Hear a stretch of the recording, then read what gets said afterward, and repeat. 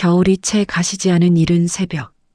벽시계 초침 소리만 또박또박 울리는 작은 단칸방 안에서 이복심은 눈을 떴다. 시계는 새벽 4시 반을 가리키고 있었다. 아이고, 또 하루가 시작이네. 말은 투덜거리는 듯 했지만 복심의 몸은 이미 익숙한 순서대로 움직이고 있었다.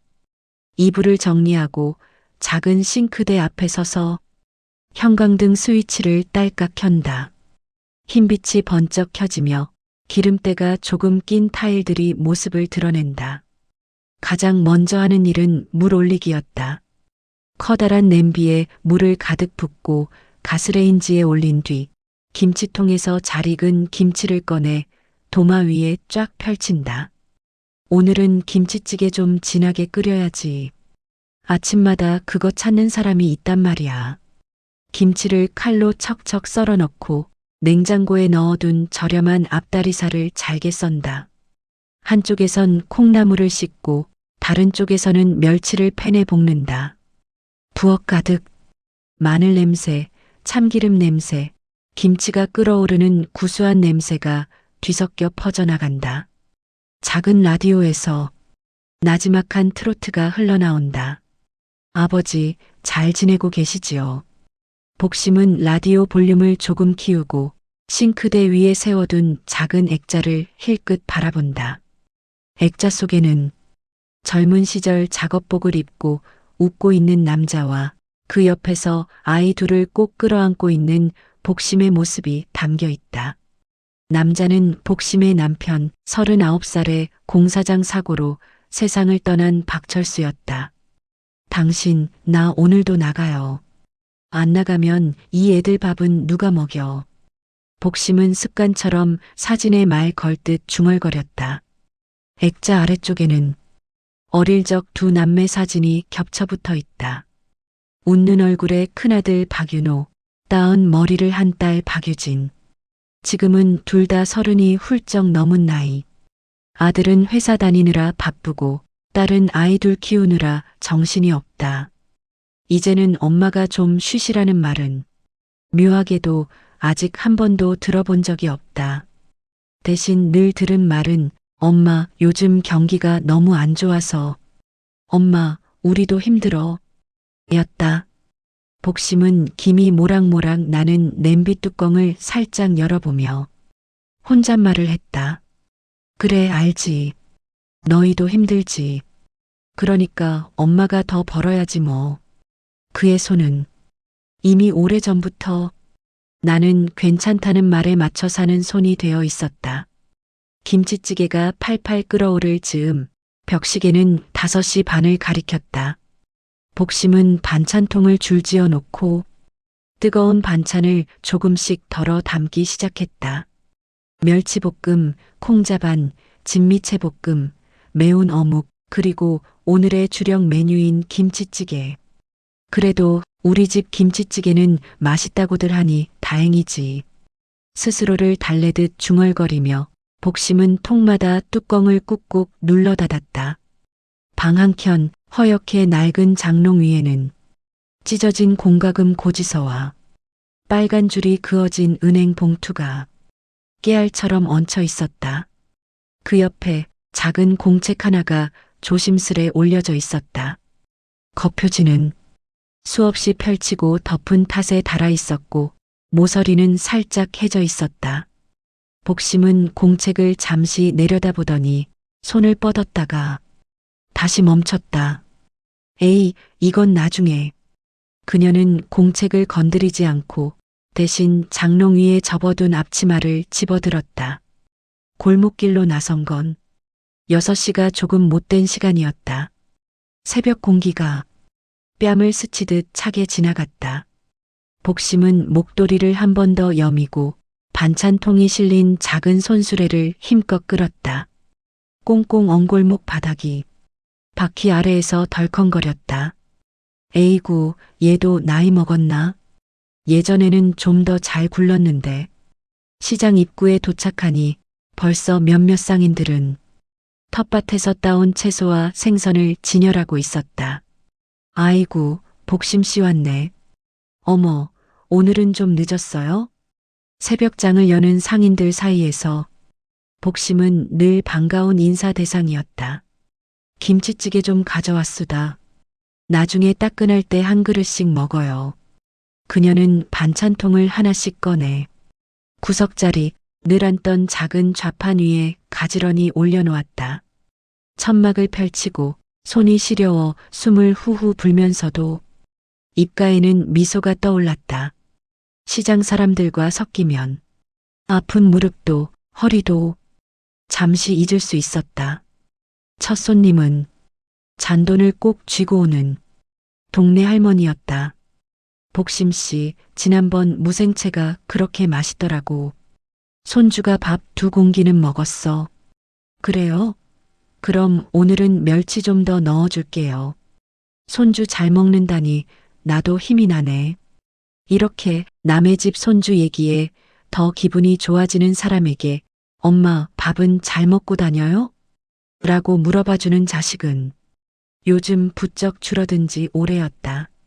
한참 바쁘게 오전 장사를 하고 난 뒤 시장 공기가 잠시 느슨해지는 11시가 조금 넘은 시간. 복심은 잠깐 허리를 펴며 휴대폰을 꺼내 시간을 확인했다. 그때 새로운 메시지 알림음이 울렸다. 띠링.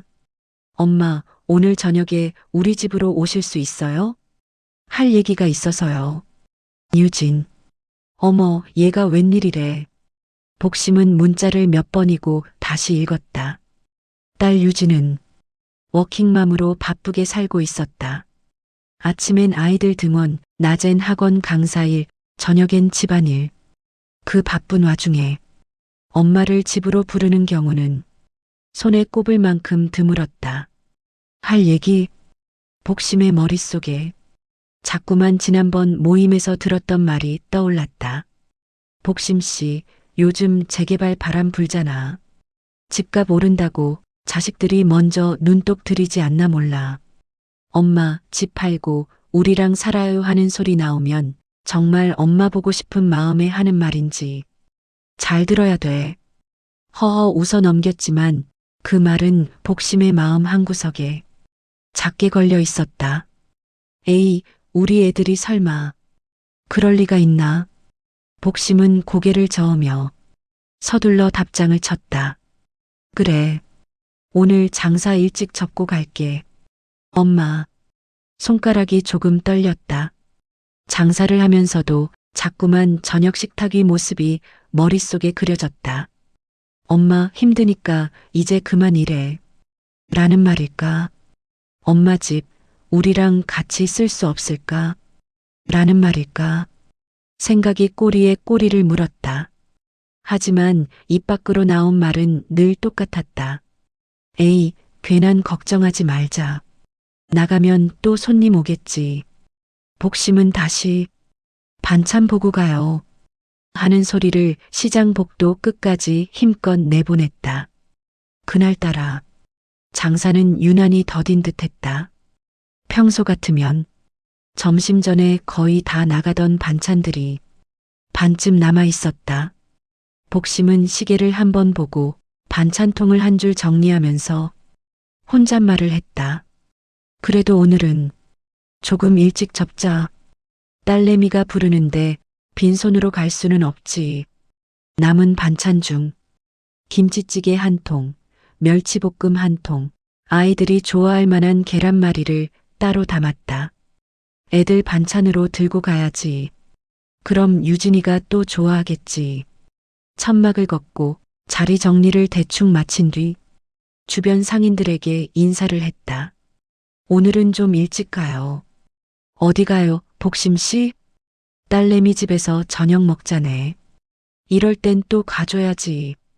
상인들이 웃으며 말했다. 그래요, 어머니도 가끔은 자식들이랑 편히 좀 드세요. 그 말에 복심도 웃어 보였다. 에이, 내가 가면 설거지는 또 내 몫이지 뭐. 웃음 끝이 조금 쓸쓸하게 떨렸다. 해가 서쪽으로 기울 무렵 복심은 손에 반찬 봉지를 들고 딸 유진의 아파트 단지를 향해 걸어가고 있었다. 엘리베이터 거울에 비친 자신의 모습을 힐끗 본다. 목도리를 바르게 고쳐매고 머리카락을 손으로 한번 넘긴다. 그래도 딸내미 집 가는데 너무 허술하게 보이면 안 되지. 띵동. 현관 초인종을 누르자 안에서 아이들 뛰노는 소리가 들려왔다. 엄마 왔다. 문이 열리고 유진의 얼굴이 나타났다. 엄마 왔네. 추운데 오느라 고생했어요. 유진의 표정에는 반가움과 어색함, 그리고 어디선가 묘한 긴장이 섞여 있었다. 뭘 고생을 해. 이 정도는 걸을 만하지. 복심은 방 안으로 들어서며 반찬 봉지를 내밀었다. 애들 반찬 좀 가져왔어. 이거 김치찌개, 이건 멸치. 엄마, 또 이런 걸. 그냥 오시지, 뭐하러. 유진은 봉지를 받으며 애써 웃었다. 거실 한가운데 식탁 위에는 이미 상이 어느 정도 차려져 있었다. 그런데 식탁 한쪽 반찬들 옆으로 낯익은 서류 봉투와 도톰한 종이 뭉치가 포개져 있는 것이 복심의 눈에 들어왔다. 봉투 귀퉁이에는 또렷하게 이렇게 쓰여 있었다. 부동산 매매 계약서 초안. 복심의 발걸음이 잠시 멈칫했다. 심장이 조용히 한번 내려앉는 느낌이었다. 그때 유진이 조용히 말했다. 엄마, 오늘은 우리 집 얘기 말고 엄마 집 얘기를 좀 해야 될 것 같아요. 복심은 식탁 위 서류 뭉치와 딸의 얼굴을 번갈아 바라보았다. 가난을 핑계로 평생 자신의 모든 것을 내어줬던 이 엄마에게 이 저녁이 어떤 말을 데리고 오는 것인지 아직은 아무도 모르는 순간이었다. 식탁 위에 놓인 서류 봉투는 반찬들 사이에서 유난히도 낯설었다. 부동산 매매 계약서 초안. 굵은 글씨가 복심의 눈에 먼저 꽂혔다. 유진은 엄마의 시선을 따라가더니 살짝 숨을 고르고 입을 열었다. 엄마, 오늘은 우리 집 얘기 말고 엄마 집 얘기를 좀 해야 될 것 같아요. 복심은 의자에 천천히 앉으며 억지로 웃음을 지어 보였다. 아이, 집은 무슨 집 얘기야. 밥 먼저 먹고 얘기해. 사람이 배가 불러야 말도 나오지. 딱 잘라 말리진 못하면서도 어색함을 밥상으로 덮어보려는 버릇이 슬그머니 튀어나왔다. 유진은 엄마를 한번 바라보고 남편 지훈을 향해 고개를 끄덕였다. 엄마, 그래도 밥 먹으면서 천천히 얘기해요. 식탁 위로 된장찌개 냄새가 올라왔다. 복심이 가져온 김치찌개와 멸치볶음까지 더해지니 상은 제법 푸짐해 보였다. 손주 둘이 뛰어나와 할머니 하고 달려들자 복심의 얼굴에는 잠시 환한 웃음이 번졌다. 아이고, 우리 손주들 봐라. 얼마나 컸어. 응? 이모티콘만 보내는 줄 알았더니 살은 더 빠졌네. 아이들이 웃으며 밥그릇을 잡는 사이 어른 셋의 젓가락은 어쩐지 느리게 움직였다. 잠시 뒤 지훈이 먼저 입을 열었다. 어머니, 요즘 그 동네 재개발 얘기 나오잖아요. 복심의 젓가락이 허공에서 멈췄다. 뭐 사람들 말로는 그런다더라. 아직 확정된 것도 없고 그래도 집값도 많이 올랐고 혼자 사시기에는 좀 위험하기도 하고요. 골목길도 어둡고 병원도 멀고. 지우는 최대한 부드럽게 말을 골랐다. 유진이 곧바로 말을 이었다. 엄마, 우리도 요즘 대출이랑 전세자금 때문에 솔직히 좀 힘들긴 한데 그런 현실적인 얘기 빼고라도 엄마 나이엔 혼자 계시는 것보단 우리랑 같이 사시는 게 낫잖아요. 복심은 힘들다라는 말에 본능적으로 먼저 반응했다. 그래, 알지. 너희도 힘든 거 안다. 경기가 어쩌네, 물가가 어쩌네, 뉴스만 틀어도 귀에 딱지가 않는다. 그는 된장찌개 국물을 한 숟가락 떠서 억지로 입에 넣었다. 유진은 숨을 한번 고르고 조심스럽지만 단단한 목소리로 말했다. 엄마 집, 이번 기회에 파는 게 어떨까 싶어요. 그 말이 나온 순간 식탁 위 공기가 살짝 얼어붙은 듯 했다. 복심은 젓가락을 내려놓고 딸 얼굴을 바라봤다. 그래서 그 돈으로 너네가 좀 숨통 트이고 엄마는 너희 집에 와서 같이 살자. 그 말이냐? 유진은 당황해 손사래를 쳤다. 아니 엄마. 듣기 나름인데 그게 꼭 그런 건 아니고. 지훈이 서류 봉투를 살짝 당겨 위에 있는 종이 한 장을 빼내 보였다.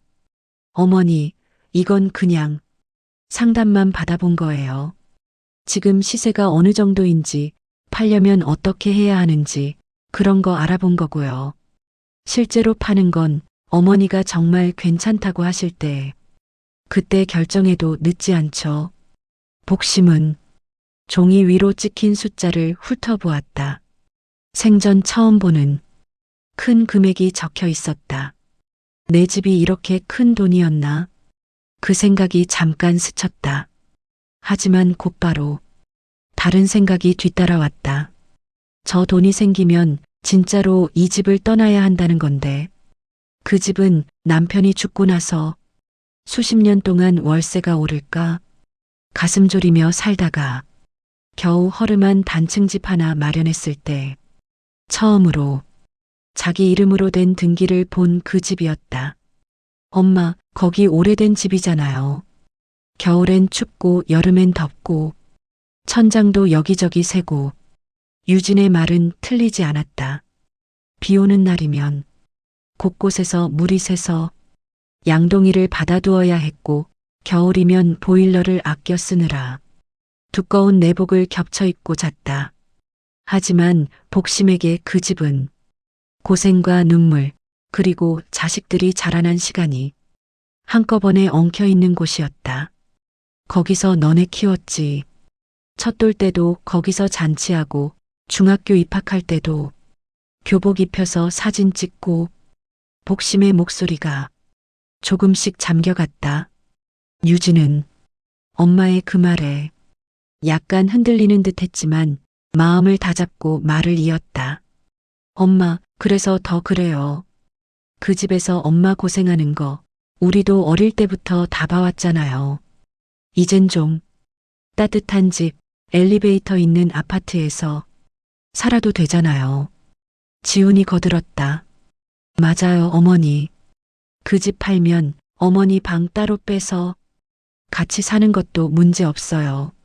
그리고 나머지 돈으로는 우리도 대출 좀 갚고 아이들 교육비도 좀 보태고요. 그게 어머니가 그동안 희생해서 만든 집을 진짜 가족집으로 만드는 거잖아요. 말은 그럴듯했다. 복심은 자신이 얼마나 희생이라는 말을 들어본 적이 없는지를 떠올렸다. 사람들은 늘 말했다. 애 키우느라 고생했지. 하지만 엄마가 우리를 위해 많이 희생했어라는 말을 자식들 입에서 직접 들어본 적은 없었던 것 같다. 그래서인지 희생해서 만든 집이라는 말이 귀에는 따뜻하게 들리면서도 어딘가 이제는 그 희생을 좀 쓰자 라는 말처럼도 들렸다. 복심은 속마음을 숨기려는 듯 억지로 웃었다. 그래, 알겠다. 너희 말도 맞지. 근데 말이다. 엄마가 그 집 팔면 정말 너희한테 도움이 그렇게 많이 되냐? 유진은 잠시 눈을 피했다가 솔직하게 털어놓았다. 엄마, 우리 전세 대출이랑 학자금 대출이랑 해서 이자만 내도 숨이 턱턱 막혀요. 당장 엄마 집 팔아서 다 갚자는 건 아니고 엄마도 자식들 너무 힘들게 사는 건 원치 않잖아요. 복심은 한참 동안 아무 말도 하지 않았다. 식탁 위에서는 숟가락 부딪히는 소리만 희미하게 들렸다. 손주들은 눈치도 못 채고 계란말이를 먹으며 떠들고 있었다. 내가 이 애들을 가난하게만 키워왔나? 복심의 머릿속에 오래된 장면들이 떠올랐다. 월세 보증금이 모자라 주인 집에 두 손 모으고 빌던 날 윤호 운동화가 닳아 구멍난 부분에 테이프를 붙여주며 조금만 더 신자 했던 날 유진이 수학여행을 가고 싶다고 했지만 비용이 없어 참으라는 말을 겨우 꺼냈던 날 그때마다 복심은 나중에 꼭 갚겠다는 마음으로 미안하다는 말을 가슴속에 꾹꾹 눌러 담았다. 그리고 그 미안함을 안고 밤마다 설거지를 하고 아침마다 반찬을 만들었다. 엄마, 화내지 말고 그냥 같이 고민해봐요. 응? 유진의 목소리가 복심의 생각을 끊었다. 복심은 작게 한숨을 내쉬며 말했다. 화는 무슨 화를 내냐?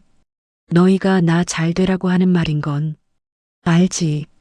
그녀는 서류 뭉치를 한 번 더 바라보았다. 내 집을 판다는 게 이제는 그렇게까지 현실적으로 얘기될 만큼 애들이 힘든 건가. 복심의 가슴 한켠이 서늘해졌다. 일단 엄마도 생각을 좀 해보자. 당장 대답은 못하겠고 조금만 시간을 줘라. 유진은 안도의 숨을 내쉬었다. 응, 엄마. 우리도 급하게 결정하고 싶은 건 아니야. 그냥 이제 그런 얘기를 시작해보자는 거지. 지훈이 조용히 잔을 들었다. 그럼 일단은 오늘 이렇게 처음 얘기 꺼낸 걸로 건배할까요? 앞으로 좀 더 나은 삶을 위해서 복심도 억지로 잔을 들었다. 좀 더 나은 삶이라는 말이 어쩐지 자식들 쪽을 향한 말로만 들렸다. 잔 속의 물이 살짝 흔들렸다. 집으로 돌아오는 길, 복심은 버스를 타지 않고 일부러 몇 정거장을 걸었다. 밤바람이 얼굴을 스치고 지나갔다. 내가 내 집을 팔 생각을 이렇게 진지하게 하게 될 줄이야. 10년 넘게 갚고 또 갚으며 마련한 집이었다. 그 집을 처음 샀을 때 복심은 방구석에서 혼자 울었다. 애들 아빠, 이제 우리도 남 눈치 안 보고 산다. 그때의 눈물이 떠올랐다. 지금 흘러내리는 눈물은 어떤 이름을 가져야 할지 복심은 잘 모르겠었다. 골목 끝 낡은 단층집 지붕 너머로 어둠이 내려앉고 있었다.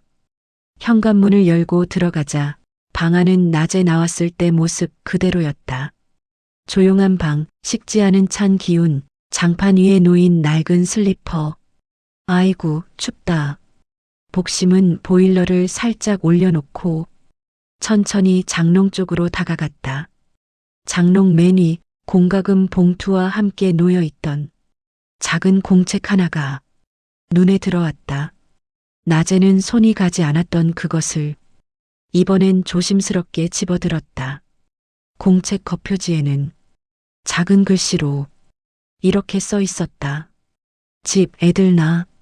복심은 작게 웃음을 흘렸다. 참 별걸 다 써놨네. 언제부터 쓴 거라고.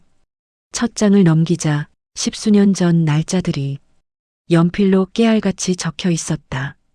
2005년 3월 2일 윤호 등록금 180만 원 겨우 마련.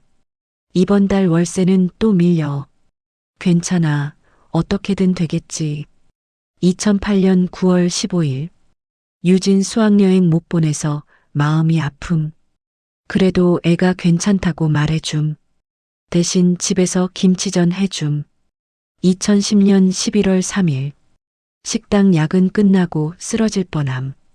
그래도 내일 도시락 반찬은 꼭 해야지. 애들이 도시락 맛있다고 했으니까. 날짜마다 짧은 메모들이 이어졌다. 그 메모들 사이사이에 작은 표 같은 게 그려져 있었다. 수입, 지출, 그리고 그 아래에 조금 다른 제목. 윤호 결혼할 때 주고 싶은 돈. 유진 힘들 때 건네주고 싶은 돈. 몇 년간 조금씩, 아주 조금씩 모아둔 금액들이 연필로 지워졌다. 다시 쓰이기를 반복한 흔적이 보였다. 이걸 내가 아직도 갖고 있었다니. 복심은 페이지를 넘길수록 마음이 묘하게 쿡쿡 찔리는 느낌을 받았다. 자식들에게 한 번도 보여준 적 없는 공책이었다. 힘들다는 말을 차마 입 밖으로 못 꺼낼 때 그래도 오늘 하루는 이만하면 됐다고 스스로를 다독이기 위해 적어둔 기록들이었다. 그리고 그 공책 한쪽 끝 페이지에는 요즘 날짜들이 적혀 있었다. 2025년 1월 5일. 무릎이 많이 아파 병원 다녀옴. 그래도 아직 시장은 나가야지. 애들이 힘든데 내가 쓰러질 수는 없지. 2025년 2월 10일. 유진이 전화 올까 했는데 오늘도 안 옴. 너무 바쁜가 보다. 그래도 괜찮다.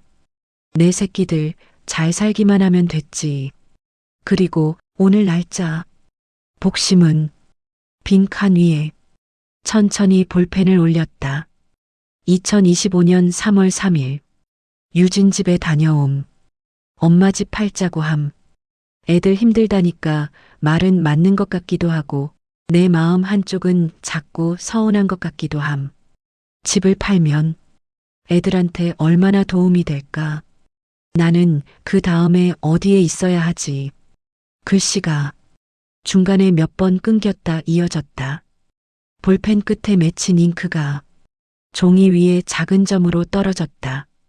복심은 잠시 펜을 내려놓고 두 손으로 얼굴을 감쌌다. 내가 진짜 애들한테 짐이 된 건가? 그녀는 한참 동안 조용히 앉아 있었다. 공책 한쪽 모서리가 살짝 젖어 있었다. 조금 뒤 복심은 공책 맨 마지막 페이지 빈 곳에 또 다른 표를 그리기 시작했다.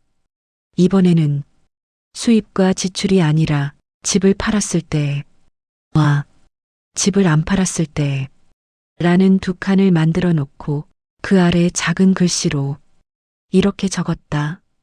집을 팔면, 유진 조금 편해짐. 나는 혼자 방 한 칸 얻어야 할지도.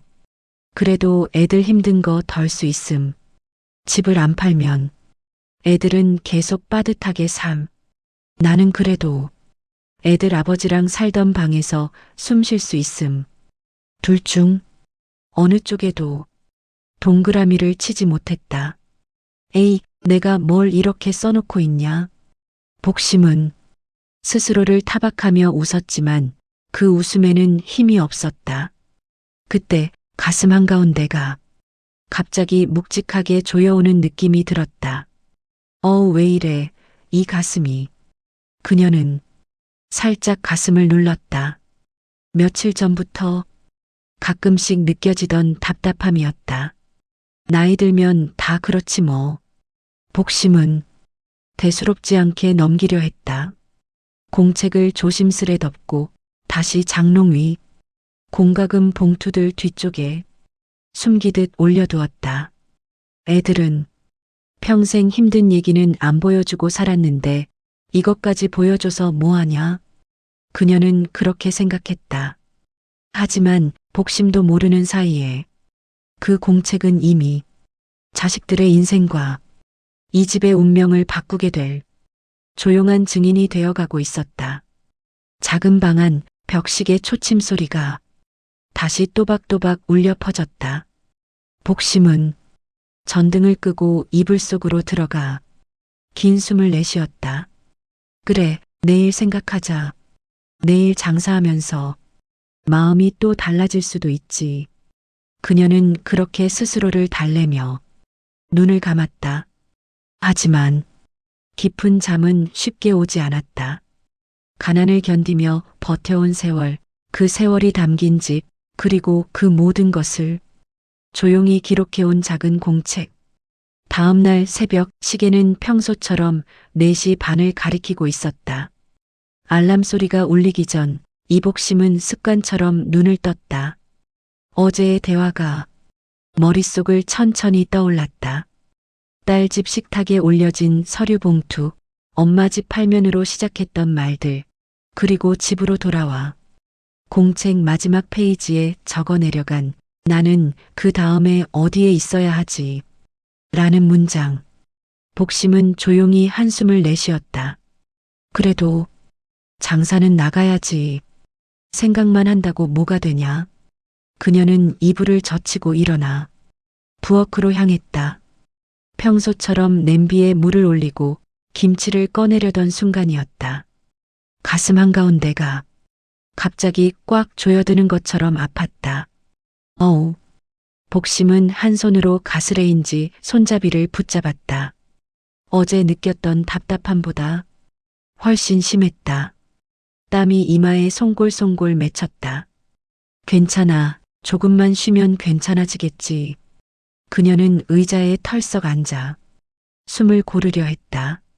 하지만 숨을 쉬면 쉴수록 가슴이 더 조여오는 느낌이었다. 손끝이 차가워지고 귀에서는 웅 하는 소리가 났다. 안 되겠다. 복심은 자신답지 않게 휴대폰을 더듬어 찾았다. 119 숫자를 누르려던 손이 허공에서 멈칫했다. 애들 깨우는 것도 아닌데 내가 이 정도로 난리칠 일인가. 그 망설임 사이에 갑자기 눈앞이 핑 돌았다. 부엌과 방의 경계가 흐려졌다. 그리고 손에서 휴대폰이 떨어지는 소리만 남기고 복심의 몸이 천천히 바닥으로 쓰러졌다. 어머니, 정신 좀 차려보세요. 어머니, 이웃집에서 들려온 소리에 누군가가 문을 두드렸고 곧이어 119 구급대가 도착했다. 좁은 골목에 사이렌 소리가 울렸다. 복심은 희미하게 눈을 떴다가 다시 감았다. 흰 천장, 낯선 형광등, 그리고 흔들리는 구급대원의 얼굴이 짧게 스쳐 지나갔다. 혈압 떨어집니다. 산소 마스크 준비하세요. 멀어지는 목소리 사이로 복심은 작게 중얼거렸다. 애들한테는 괜히 말하지 말아요. 하지만 그 말은 제대로 끝나기도 전에 어둠 속으로 스며들었다. 그날 아침 회사로 출근하던 큰아들 박윤호는 전화벨 소리에 걸음을 멈췄다. 여보세요? 보호자분이세요? 응급실입니다. 어머님이. 윤호는 머릿속이 하얘졌다. 거의 동시에 딸 유진에게도 전화가 갔다. 네, 우리 엄마요? 시장 가시다가 쓰러졌다고요? 손에 쥐고 있던 텀블러가 바닥으로 떨어졌다. 스테인리스가 바닥에 부딪히는 소리가 유난히 크게 울렸다. 병원 응급실. 복심은 산소 마스크를 쓰고 침대에 누워 있었다. 모니터에는 심장 박동을 알리는 초록색 선이 불규칙하게 올라갔다 내려갔다 했다. 윤호와 유진은 마스크 너머로 겨우 숨쉬고 있는 엄마를 보고 그 자리에서 굳어버렸다. 엄마. 유진의 목소리가 바로 눈물로 번졌다. 담당 의사가 다가왔다. 보호자분들 맞으시죠? 어머님이 심근어혈 증상이 심하게 와서 일시적으로 쓰러지신 것 같습니다. 다행히 도착이 빠른 편이라 치명적인 상황은 막았고요. 그래도 검사를 더 해보고 며칠은 입원하시면서 상태를 지켜봐야 합니다. 윤호가 떨리는 목소리로 물었다. 그럼 지금은 괜찮으신 건가요? 지금은 위험한 고비는 넘겼다고 보시면 됩니다. 다만 스트레스나 과로가 상당히 쌓여 있었던 것 같아요. 특히 혈압, 콜레스테롤, 심장 쪽 지표들이 오래전부터 안 좋으셨던 걸로 보입니다. 의사는 차트를 넘기며 말을 이었다. 혹시 최근에 큰일이나 걱정되는 일이 있으셨나요? 그 말에 윤호와 유진은 순간 서로를 바라봤다. 어젯밤 엄마 집을 팔자는 얘기를 꺼냈던 식탁. 저희가 엄마한테 집 얘기를 좀 하긴 했어요. 유진의 목소리가 작게 떨렸다. 의사는 고개를 끄덕였다. 그게 직접적인 원인이라고 단정할 수는 없지만 어머님처럼 오랫동안 혼자 버티신 분들은 한꺼번에 고민이 몰리면 몸이 먼저 반응하기도 합니다. 지금부터라도 충분히 쉬게 해드리는 게 중요합니다. 그 말은 마치 이제라도 그분을 좀 쉬게 해드리세요. 라고 말하는 것처럼 들렸다. 병실로 옮겨진 뒤 복심은 깊은 잠에 빠져 있었다. 윤호와 유진은 병실 의자에 앉아 말없이 엄마 얼굴만 바라보고 있었다. 생각보다 작아 보이는 얼굴, 주름이 더 늘어난 이마, 손등에 꽂힌 주사바늘 주변으로 파랗게 비친 혈관. 어제 내가 입만 다물었으면 유진이 먼저 입을 열었다. 내가 엄마 집 팔자고 얘기 안 했으면 엄마가 이렇게까지 마음을 쓰셨을까? 윤호는 한참 동안 아무 말도 안 하다가 천천히 말했다. 너만 탓할 일은 아니다. 나도 엄마가 괜찮다고만 하면 진짜 괜찮은 줄 알았으니까. 그 말 뒤에 뭐가 있는지 궁금해한 적이 없었어. 두 사람 사이에 무거운 침묵이 내려앉았다. 잠시 뒤 유진이 말했다. 오빠, 잠깐 엄마 집 좀 다녀올까? 입원 준비도 해야 되고 갈아입을 옷도 가져와야 되고 혹시 모를 서류 같은 것도 챙겨야 하잖아. 윤호는 고개를 끄덕였다. 그래, 엄마 옷이랑 세면도구도 좀 챙기고 집도 어떤 상태인지 한번 다시 보고 오자. 낡은 단층집 현관문을 열자 아침에 급히 나온 흔적이 그대로 남아 있었다. 가스레인지 위엔 미처 끄지 못한 불이 작게 타고 있었다. 윤호가 서둘러 밸브를 잠갔다. 엄마가 이 상태로 쓰러지신 거구나. 싱크대에는 헹구다 망그릇이 하나 올려져 있고 식탁 위에는 전날 저녁에 가져왔던 비닐봉지가 그대로 놓여 있었다.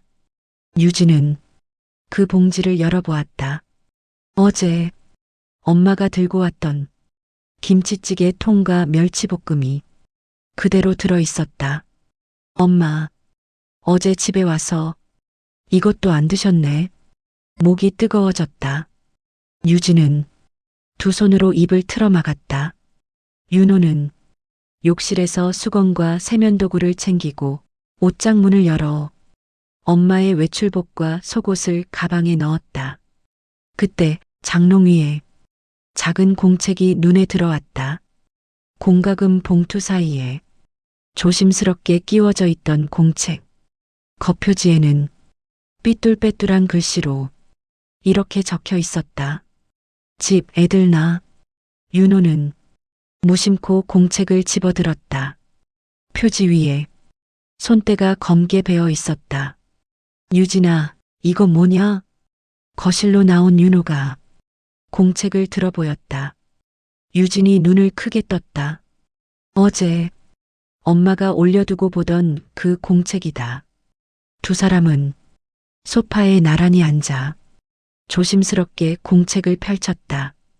첫 장에는 10수년 전 날짜와 함께 짧은 메모가 적혀 있었다. 윤호가 소리내어 읽었다. 2005년 3월 2일 윤호 등록금 180만 원 겨우 마련. 이번 달 월세는 또 밀려. 괜찮아. 어떻게든 되겠지. 윤호의 목소리가 중간에 살짝 떨렸다. 공책을 넘길수록 자식들 이름이 참 자주 등장했다. 2008년 9월 15일 유진 수학여행 못 보내서 마음이 아픔. 그래도 애가 괜찮다고 말해줌. 대신 집에서 김치전 해줌. 2010년 11월 3일 식당 야근 끝나고 쓰러질 뻔함. 그래도 내일 도시락 반찬은 꼭 해야지. 애들이 도시락 맛있다고 했으니까. 유진이 손으로 입을 가렸다. 엄마가 이런 걸 다 적고 있었네. 한 장 한 장 넘길수록 엄마가 언제 아팠는지, 언제 돈이 모자랐는지, 언제 마음이 상했는지, 그리고 그때마다 어떻게 스스로를 달랬는지가 고스란히 적혀 있었다. 힘들다는 말 대신 괜찮다, 어떻게든 된다 라는 말이 공책 어디에나 붙어 있었다. 그리고 중간중간 작은 표들이 눈에 들어왔다. 윤호 결혼할 때 주고 싶은 돈, 유진 힘들 때 건네주고 싶은 돈, 그 아래에는 번번이 지워졌다 다시 쓰인 숫자들이 보였다. 오빠 여기 봐. 유진이 손가락으로 한 줄을 가리켰다. 2015년 6월 10일 윤호 결혼식 앞두고 봉투에 500만 원 넣어놨다가 사정이 더 어려워 보여 700만 원으로 바꿈. 내 통장은 텅 비었지만 기분은 좋음. 윤호의 눈에서 눈물이 뚝 떨어졌다. 그때 엄마가 적금 하나 깨서 주긴 했었지. 나는 그냥 축의금 많이 드렸나 보다 했어. 엄마가 자기 통장이 텅 비었다는 건 한마디도 안 했잖아. 공책을 더 넘기자 유진 이름이 적힌 페이지가 나왔다. 2019년 4월 21일 유진 둘째 임신했다는 소식. 몸은 힘들겠다면서도 일 그만두면 생활비 걱정된다고 함. 나도 돈 걱정된다. 그래도 애 셋이 굶어 죽게 하진 말아야지. 어떻게든 200만 원 만들어서 몰래 통장에 넣어줘야겠다. 유진은 그 문장을 읽다가 더 이상 말을 잇지 못했다. 몇 년 전 엉뚱하게 통장에 돈이 들어와 있던 적이 있었다. 누가 잘못 이체했나 보다. 복권이 당첨됐나? 농담만 하다가 결국 엄마라고 짐작하긴 했지만 정확히 묻지는 못했다. 엄마, 그때 이렇게 생각하고 계셨구나. 유진의 어깨가 작게 떨렸다.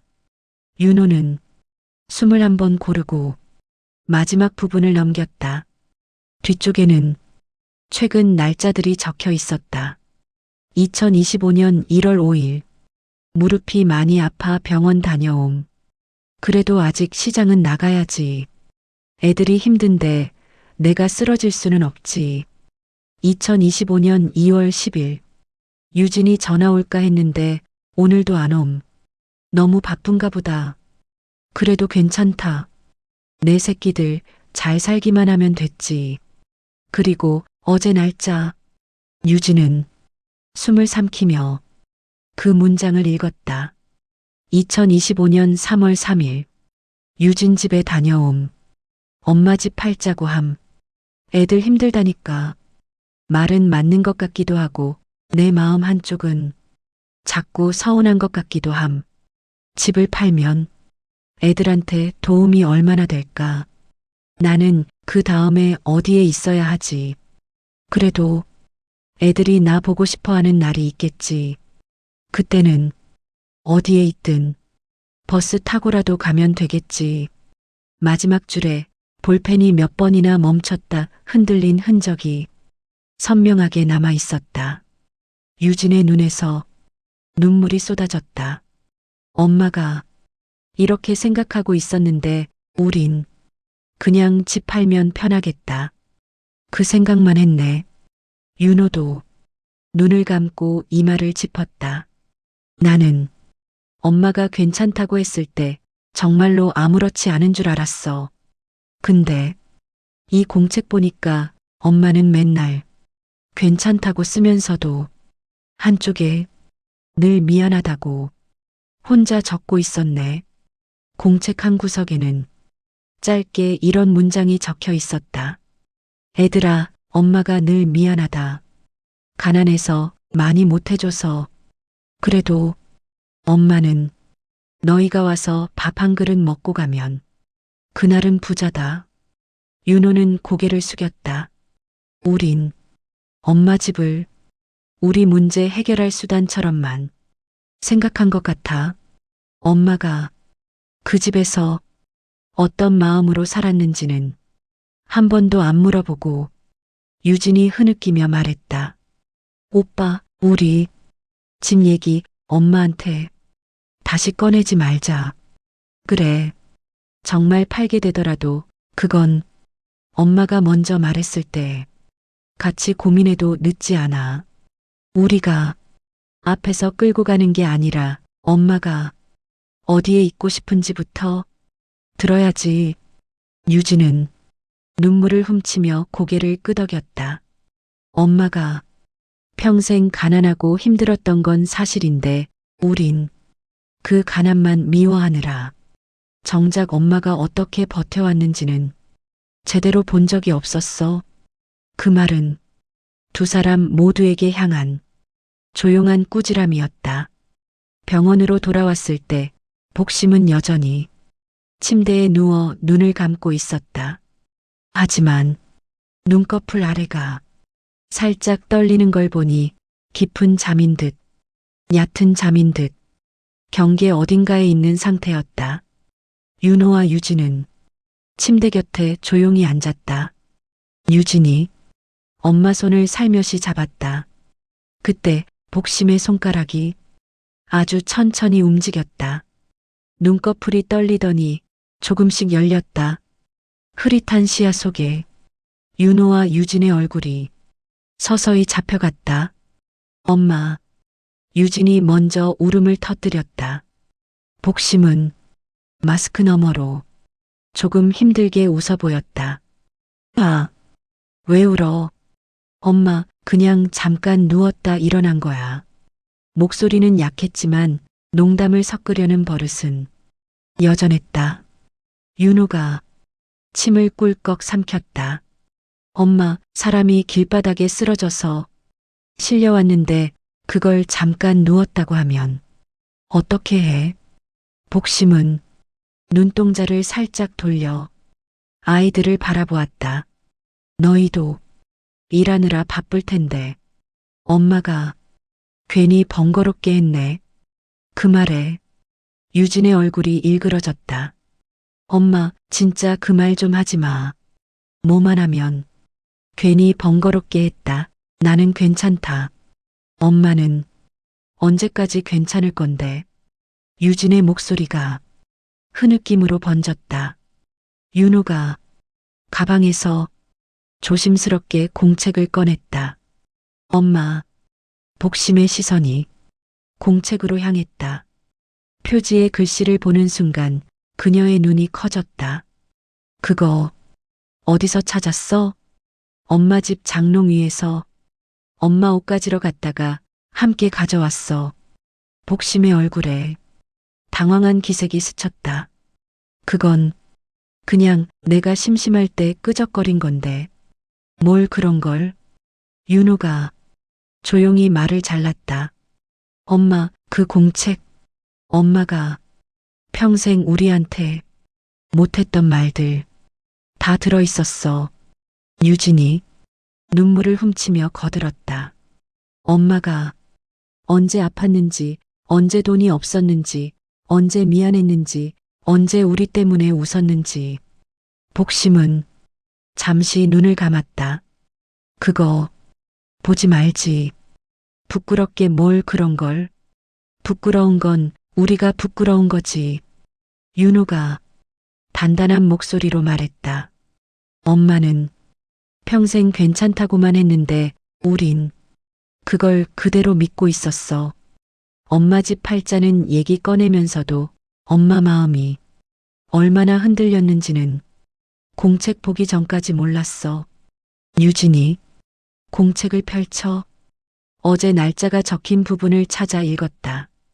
엄마 집 팔자고 함. 애들 힘들다니까. 말은 맞는 것 같기도 하고 내 마음 한쪽은 자꾸 서운한 것 같기도 함. 집을 팔면 애들한테 도움이 얼마나 될까. 나는 그 다음에 어디에 있어야 하지. 복심의 눈가에 천천히 눈물이 차올랐다. 아, 왜 그걸 읽고 그래? 엄마 그냥 그날 혼자 이 생각 저 생각하다가 끄적거린 것뿐인데. 유진은 엄마 손을 꽉 잡았다. 엄마, 우리가 잘못했어. 엄마 집 얘기하면서도 엄마가 어디에 있고 싶은지, 어떻게 살고 싶은지부터 묻는 게 아니라 우리 사정만 먼저 얘기했어. 윤호도 고개를 숙였다. 나는 엄마가 우리를 위해 얼마나 애썼는지 안다고 생각했는데 이 공책 보니까 내가 아는 건 반도 안 되더라. 잠시 병실하는 울음 섞인 숨소리만 들렸다.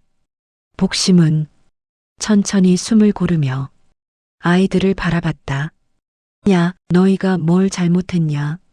세상 사는 게 다 팍팍해서 그런 건데 엄마가 좀 더 잘 살았으면 너희가 이런 얘기 꺼낼 일도 없었겠지. 윤호가 고개를 저었다. 아니야, 엄마. 우리 이제 그런 말로 엄마 위로하는 거 안 할래. 어쩔 수 없다. 다 힘들다 이런 말로. 그는 한 번 더 숨을 들이켰다. 집은 엄마가 결정해. 팔든 안 팔든 우리가 막 몰아붙이는 일은 이제 없을 거야. 유진도 고개를 끄덕였다. 그래, 엄마. 우리가 엄마 희생은 당연한 것처럼 여기고 살았던 것 같아. 가난한 건 사실 우리 셋 다 피해자인데 우린 가난만 미워하면서 엄마한테도 화풀이했던 것 같아. 복심의 눈물이 베개를 적셨다. 너희가 나 때문에 가난했다고 생각할까봐 엄마는 늘 미안했는데. 유진이 엄마 손등에 얼굴을 비볐다. 엄마, 우리 가난했다는 기억보다 아침에 반찬 냄새로 깨던 기억이 훨씬 더 많아. 운동화가 닳아서 창피했던 기억보다 비 오는 날 엄마가 부쳐주던 김치전 냄새가 더 진하게 생각나. 윤호도 조용히 웃었다. 맞아. 공책 보니까 엄마가 그때그때 돈 없다고 적어놨지만 우리 머릿속에는 반찬이 좀 짰다. 오늘 김치찌개 간이 딱 맞았다. 그 기억이 더 많거든. 복심은 눈을 감고 천천히 숨을 내쉬었다.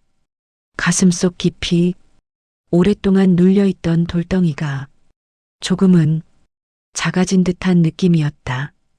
그래. 그래도 너희가 이렇게 얘기해 주니까 엄마 마음이 좀 살 것 같다. 유진이 공책 마지막 장을 펼쳐 빈칸을 가리켰다. 엄마, 여기. 이제 엄마가 직접 쓸게.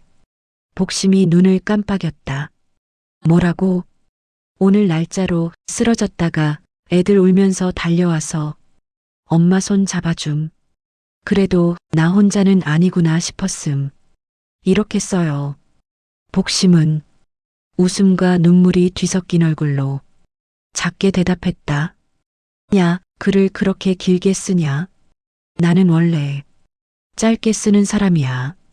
그냥 오늘 내가 괜찮다고 말하기 전에 애들이 먼저 괜찮냐고 물어봐줌. 살만하다. 이렇게 쓸란다. 세 사람은 잠시 서로의 얼굴을 보다가 조용히 웃음을 터뜨렸다. 병실 창밖으로 늦겨울 햇빛이 조금씩 스며들고 있었다. 가난은 여전하고 집 문제도 아직 풀리지 않았지만 적어도 이 순간만큼은 누구 탓인지, 누가 더 힘든지 따지는 대신 서로 얼마나 미안했는지, 서로 얼마나 고마웠는지 조금씩 꺼내 놓을 수 있게 된 시간이었다.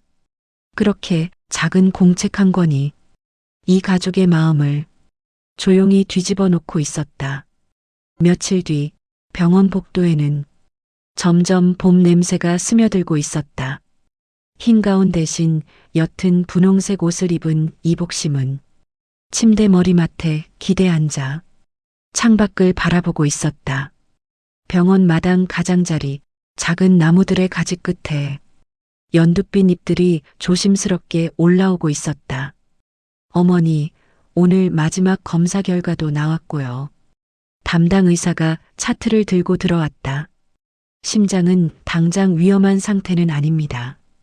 다만 무리한 노동이나 과한 스트레스는 가능한 피하시는 게 좋겠어요. 한마디로 말하면 이제는 좀 쉬셔도 된다는 신호라고 생각하시면 됩니다. 복심은 어색하게 웃었다. 쉬면 밥이 나오나 돈이 나오나. 의사는 조용히 미소를 지었다. 지금까지는 어머님 혼자 그렇게 생각하고 버텨오셨겠죠. 이제부터는 자식분들이랑 같이 방법을 찾아보셔야죠. 그 말에 병실 구석에 서 있던 윤호와 유진이 같이 고개를 떨구었다.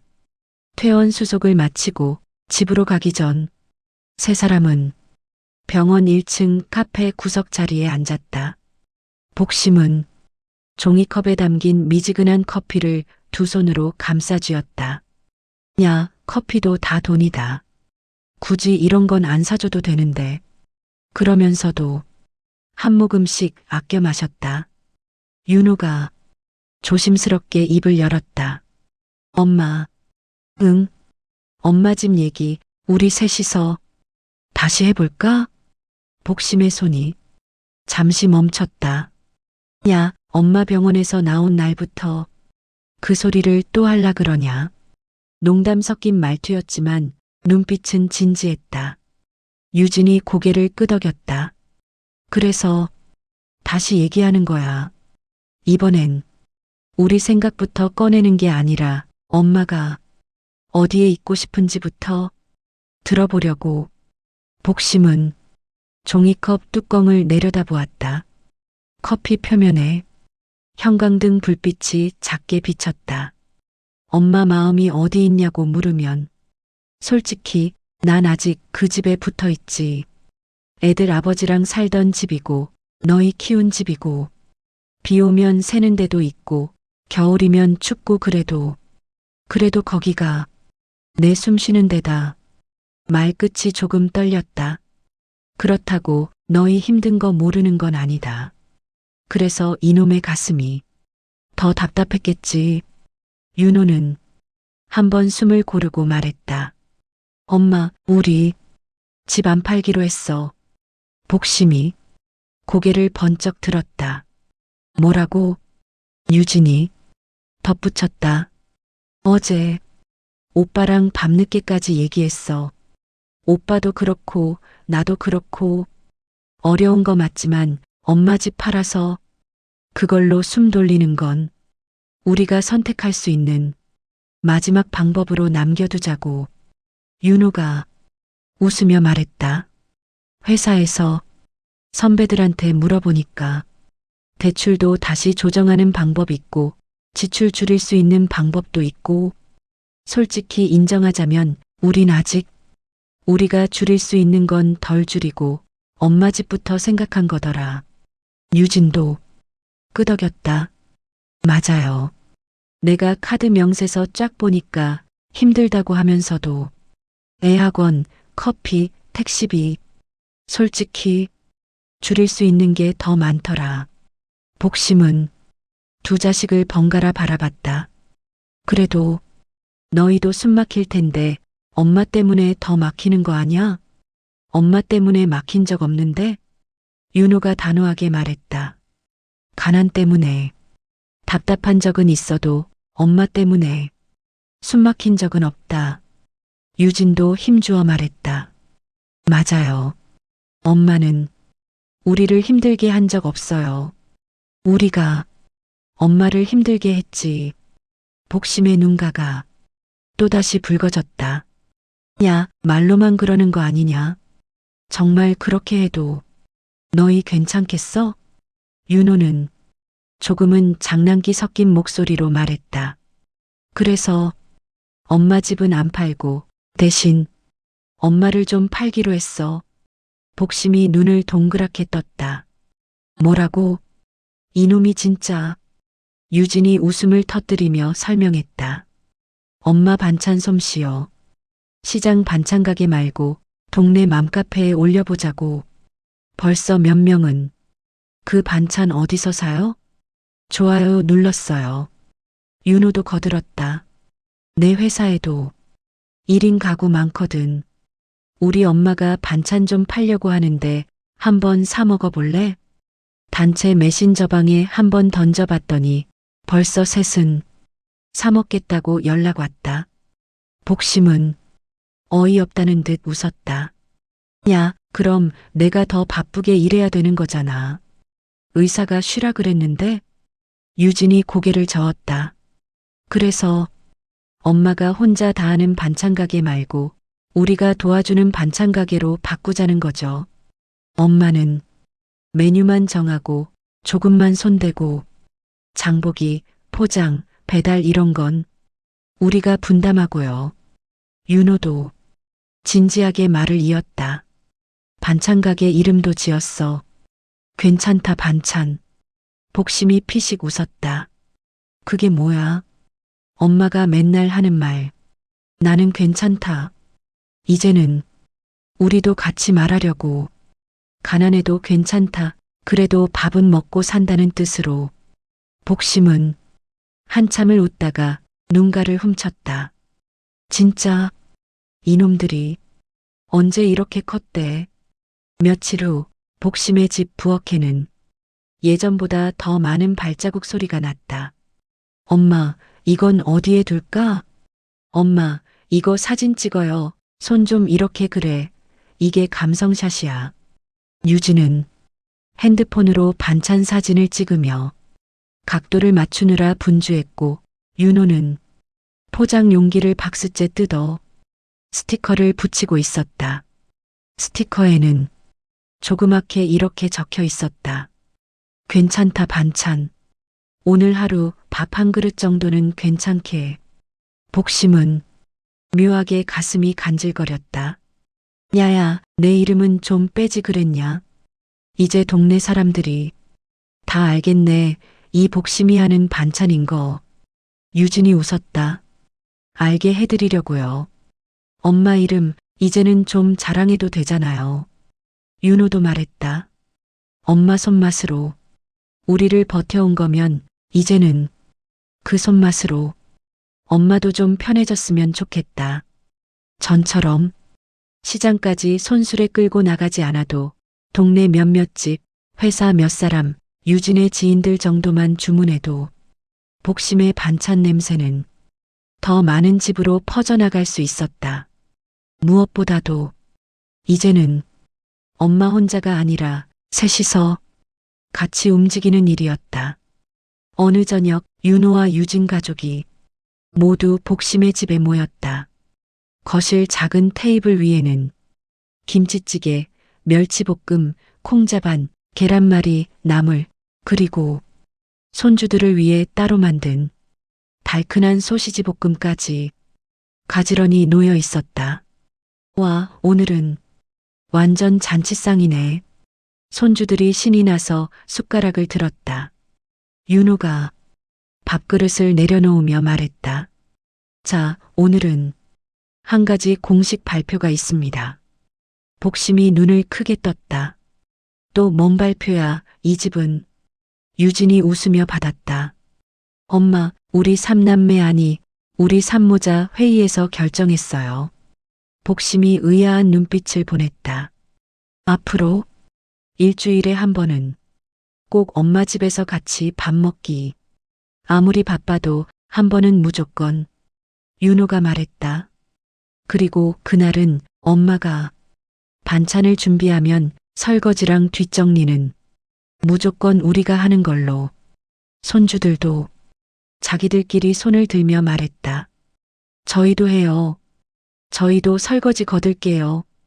복심은 한참을 말없이 있다가 작은 목소리로 중얼거렸다. 아이고, 내가 꿈을 꾸나. 그녀의 눈앞에는 오래전 장면이 겹쳐 보였다. 학원비가 없어. 고개 숙이던 날도 아이들 도시락 반찬을 몰래 물에 한 번 더 헹궈 짜지 않게 만들어주던 날도 그저 자식들이 밥 한 그릇, 두 공기 먹고 나면 오늘은 부자네. 하며 혼자 웃던 날들도 이제는 왁자지껄한 웃음소리와 숟가락 부딪히는 소리가 작은 집안을 가득 채우고 있었다. 엄마, 우리가 돈을 엄청 많이 벌어서 엄마를 큰 집에 모시진 못해도 이 집만큼은 엄마가 편안하게 숨 쉴 수 있는 대로 지켜드릴게요. 유진의 말에 윤호도 고개를 끄덕였다. 그리고 우리도 노력할게. 엄마 집 팔아서 해결하자는 말이 다시 입 밖으로 안 나오도록. 복심은 밥알이 목에 걸리는 듯 잠시 숨을 멈췄다가 작게 웃었다. 그래, 집이 뭐라고. 사람만 있으면 되는 거지.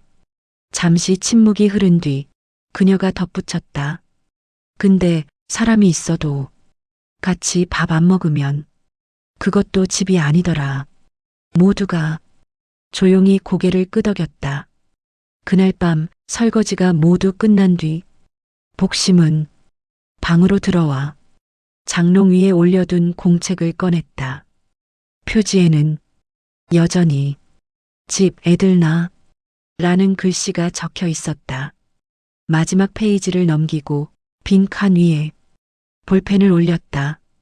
2025년 3월 20일 병원에서 살아 돌아와 애들이랑 손주들이 내 집에서 같이 밥 먹어줌. 집은 그대로인데 밥상은 더 커진 것 같음. 집을 팔지 않아도 우리 사는 방식이 조금씩 달라지고 있음. 가난은 그대로지만 이제는 나 혼자 버티는 가난이 아니라 같이 나누는 가난이 된 것 같아. 조금 덜 무서움. 잠시 멈췄다가 복심은 한 줄을 더 적었다. 이제는 나는 괜찮다 말하기 전에 애들이 먼저 엄마, 우리 같이 해요라고 말해줌. 그래서 정말로 좀 괜찮아짐.